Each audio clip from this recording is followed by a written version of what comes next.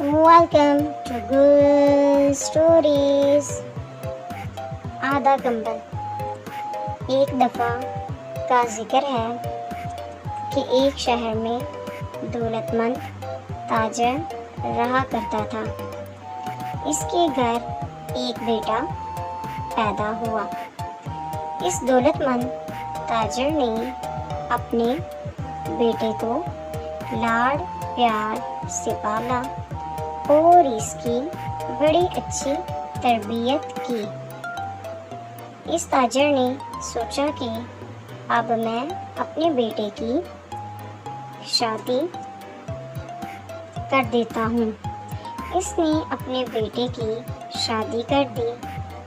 اس کا بیٹا اور وہ تاجر اور اس کی بیوی بڑی پرسکون زندگی گزار رہے تھے کہ اس تاجر کی بیوی فوت ہو گئی۔ تاجر بڑا بیمار اور غمزدہ رہنے لگا۔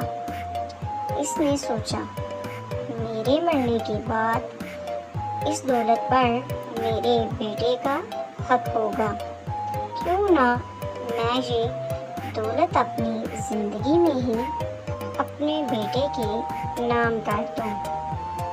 اس نے ساری دولت اس کے نام کر دی۔ اس کا بیٹا اور بیوی بچے بہت خوش تھے۔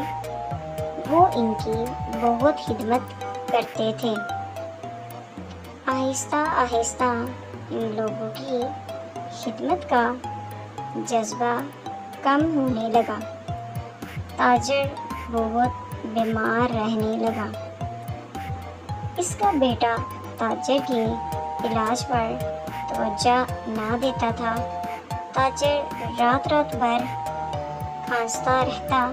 اس پر اس کے بیٹے کی بیوی ناک منہ چڑھاتی رہتی اور اپنے شوہر کے کان بھرتی رہتی کہ اپنے والد کو صحن میں جانے کے لیے کہو۔ آخر اس کے بیٹے نے اپنے والد سے کہا، ابو، آپ کی کھانسی سے ہمارے آرام میں خلل پڑتا ہے، تو آپ اپنی چارپائی صحن میں لے جائیں۔ اور وہ بوڑھا باپ اپنی چارپائی صحن میں لے گیا۔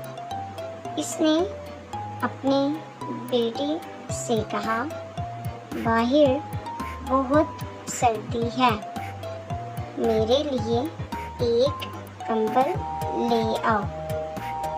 اس نے اپنے بیٹے سے کہا، جاؤ اور گائے والا کمبل لے آؤ۔ وہ گیا اور گائے والا کمبل لے آیا۔ اس نے اپنے دادا سے کہا، دادا جان، اس میں سے آدھا کمبل مجھے دے دیں۔ اس کے باپ نے کہا، باہر ویسے بھی بہت سردی ہے، تم آدھے کمبل میں کیا کرو گے؟ اس کے بیٹے نے کہا، پاپا، ایسا صرف ایک ہی کمبل ہے، جب آپ بوڑھے ہو جائیں گے تو میں آپ کو دے دوں گا۔